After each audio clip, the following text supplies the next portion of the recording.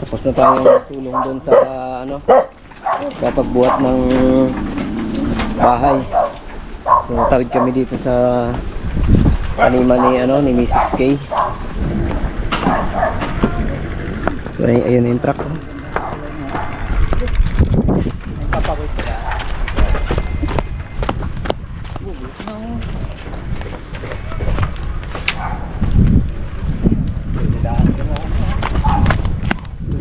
Pagaan ka talaga. Oh, sa may bakal lagi daan eh. Ayun.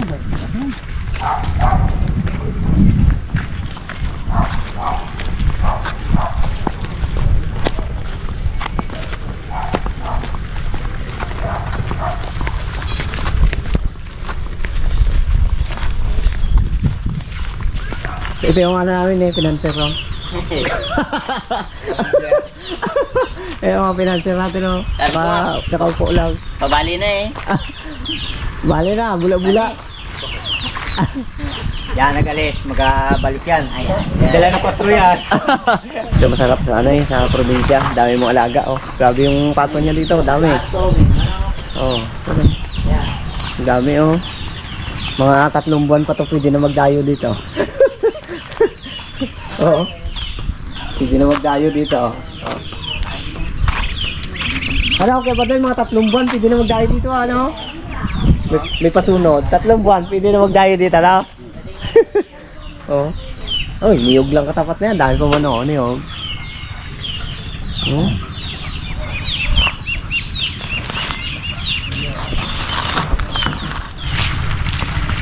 Merinda na. Kahit po tayo pakwan. Oh, dami oh. Puro lang yan. Hindi na pasa-pasa.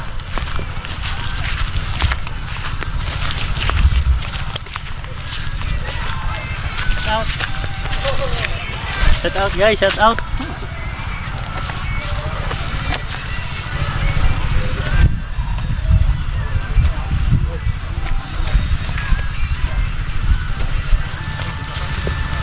Pagtapos nilang pitas ipon dyan, akutin sila ng ano, doon naman sa truck.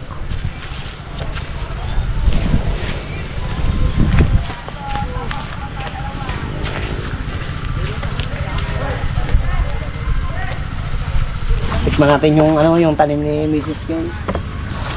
Matamis? Baka takot na katilyo yan. Yan natin. Uy! Baga. Hindi. Oh, ganda ng hinog. Oh, pulang-pula. Wow! Oh, Ganda ayos. Grabe. Let gayato na yan. Yan ang kinag-grade ko kanina. Oh, yan na. Dali, bigyan natin yung bata. Oh, dahil. Dali na pa yung naghahingi. Oh, Hala, ako na! oh, dali. Ay, nahiya pa eh. Oh, Oh, ano niya yun? dawan te. Tikman niyo yung tanim niyo.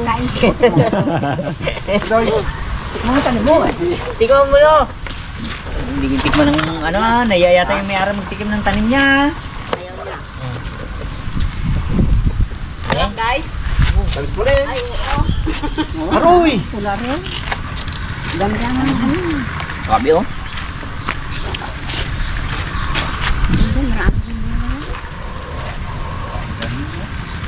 Ganda ng pagkainog no? Boy, pa yan yung isaranda eh. Oo. Patay siya. Namamatay talaga pag isara mo, yung sabihin pag yung pampahinog. Binanata mo siya ng pampahinog, patay ang puno.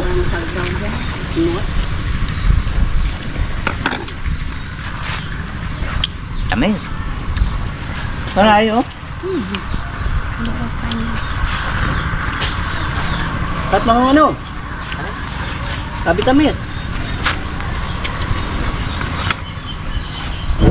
Nagkarga na sila dito. Tapos lang pang mabasag.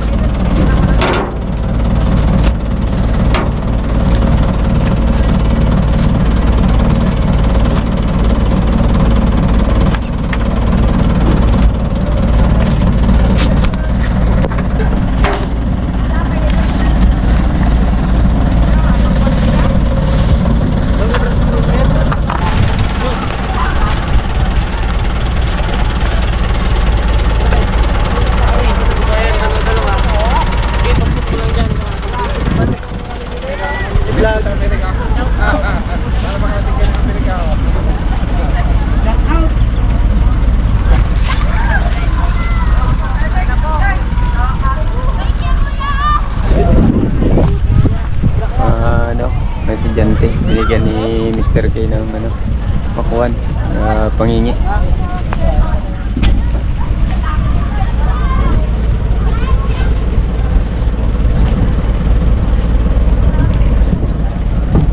Wait lang oh.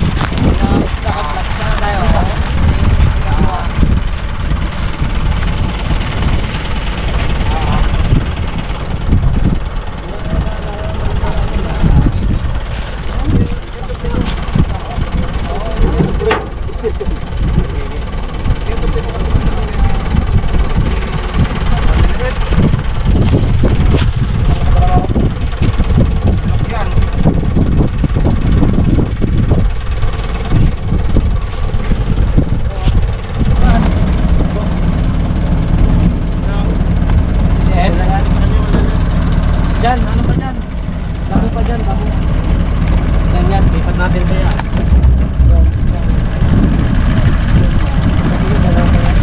Ayun, maraming naging bunga, kaya lang medyo maliliit siya.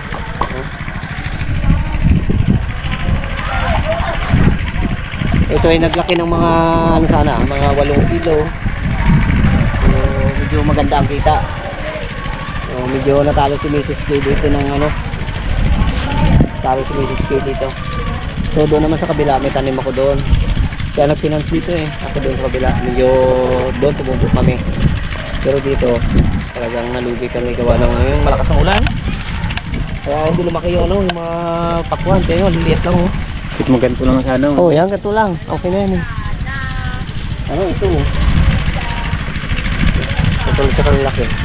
Pero mga hinog na. Dami rin tumpok eh oh. Kaya kita nyo. Yan yung ano, yung epekto ng ano, ng ulan. Malaki, sumabog pa. Oh.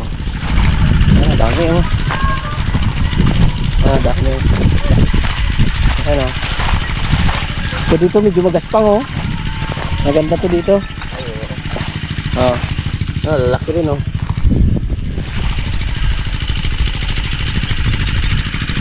Ang kuha dito sa amin, riyahan. Nasa ano lang, 40,000. Halos isang ano yan, isang hektarya at kalahati. Lugi-lugi. Ganito lang sana oh. Ayan, ganyan sana kalaki oh. No? Oh, ilang tumpok pa yan oh. Dami pa. Halos mapuno na yung ano nila oh. Help. Oh, siyam lang mga tumpok pa yan. Oh.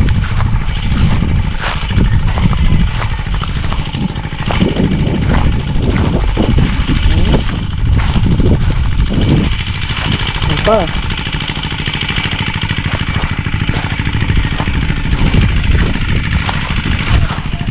May nabiyak na dito oh, maliit oh, pero pulang-pula siya.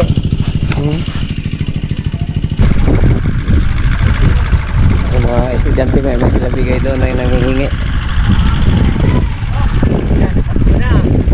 Yan, tuwak po na oh. Noon, yung hindi pa kami nagatanim, talagang nagasama kami sa pamimitas yan.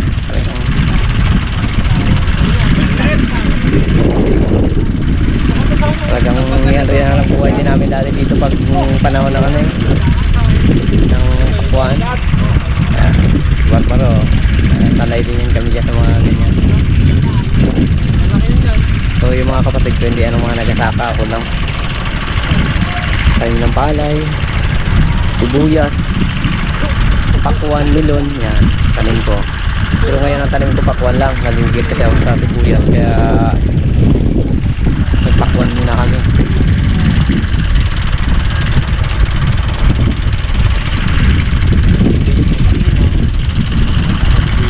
Nakakapagod yan kapag yung ano, ang ano mo ay malalaki, ang mga pakwan. Simple lang kay Barbaro kasi nga sanay kami sa mga ganyang trabaho na yan.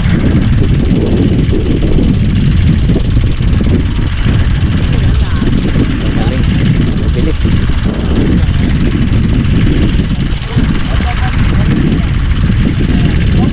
Oh, pistap daw at puno na. Oh, bantay-bantay. Okay, balat ulit.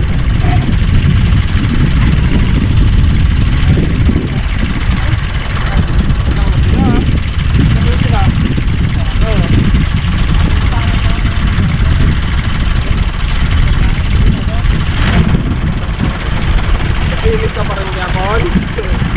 Pilit ka tabok sa akin. Tayo.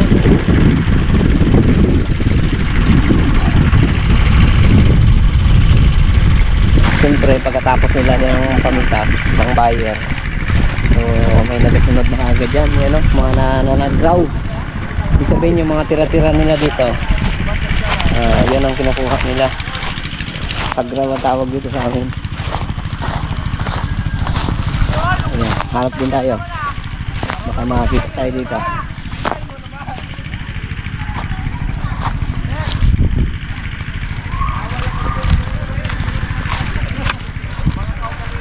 Parang naubos lang rin nila.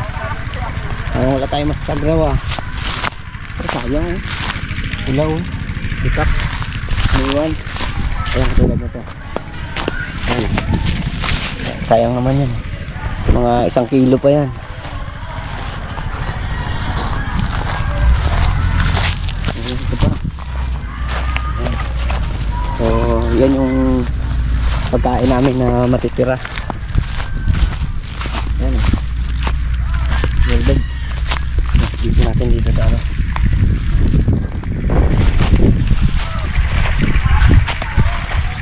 Hanap pa tayo. O ito. Matira nila. Pwede pa to. Ayan o. Yan yung matira. Yan yung aming pagkain. Pandala namin doon sa aming mga anak.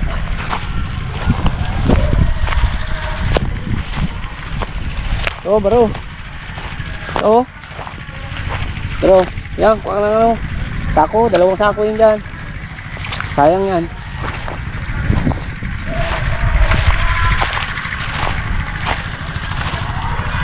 Ito malaki oh.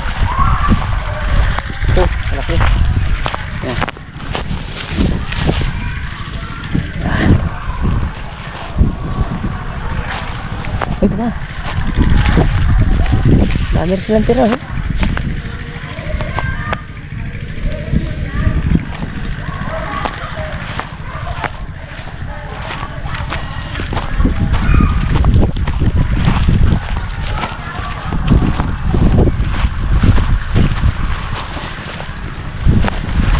Pa. Sira na tayo. Wala yan, goods yan. Yun na, yung mga bata, takbuhan na. Mamaya yan, mga estudyante na yung mamumulot dito.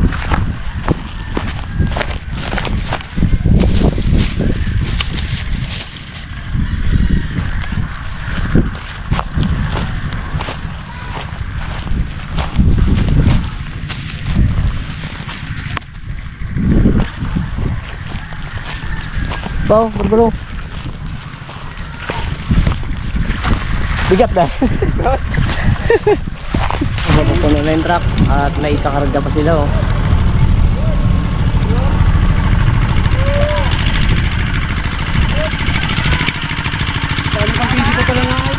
Kaya nga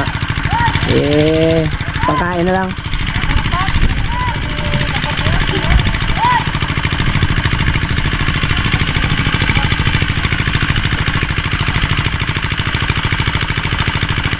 Ibigyan natin sa mga estudyante ng mga tulad nyo. Marami na rin kami nabigay sa mga bata.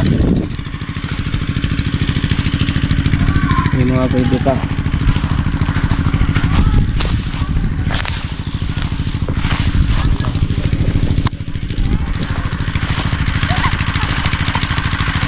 Ayan po, ayan sila.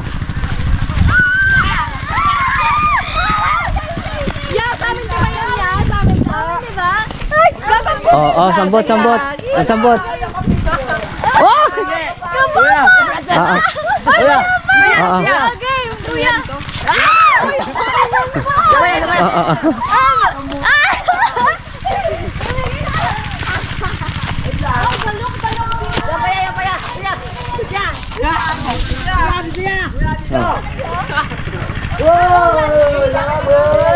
Ito pa.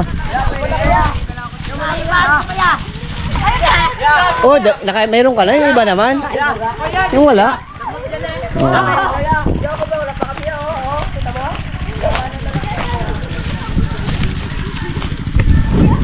Oh, yan oh. Ah.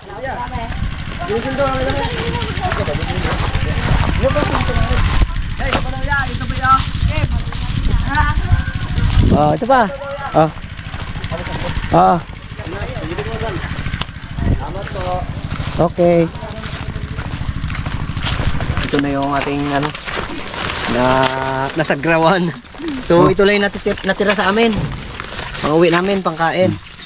Pero siyempre yung mga goods, yung mga malalaki, yun yung kinuha ng mga buyer. So ito talaga yung kalimitan sa mga ano natitira sa mga magsasaka. Yung mga goods binibinta, tapos yung mga reject, kung saan pa yung mga reject, yung pa yung napupunta sa mga nagtatanim ng ano ng mga halimbawa pakuan, yan o. Yan ang buhay ng magsasaka talaga. So sana ano na natin yan, karga na makauwi na tayo.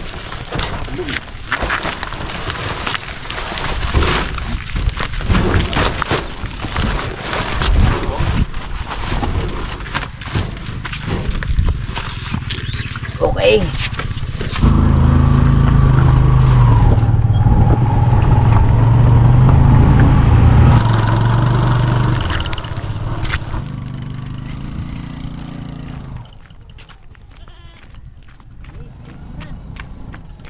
Yan yung pakwan natin. So, ipamahagi natin dito sa ating mga sa paikot-ikot bahay. Paikot-ikot. Yan mga kapatid yan.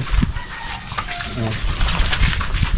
Kahit paano makatikim sila ng ating ano, aning bakwan. So yan, pagpasensyahan nyo na talagang o dito pa sa kabila. Bigyan nyo pa dito. O dito. Kuha na ako. Ubad ko ha. Ubad. Ayan. O. Sige. Ayan. Ayan, sige, lagay mo lang dyan. Walang tao eh. Tao po. Tao. Walang tao. Sige. Yan na lang. Ay, di pa sa kabilang bahay. Ayan. Ayan, kahit paano, dalawa lang. Ay, isa lang maisa dyan. Isa lang siya. Ayan, dalawang piraso. Para rin makatikim lahat.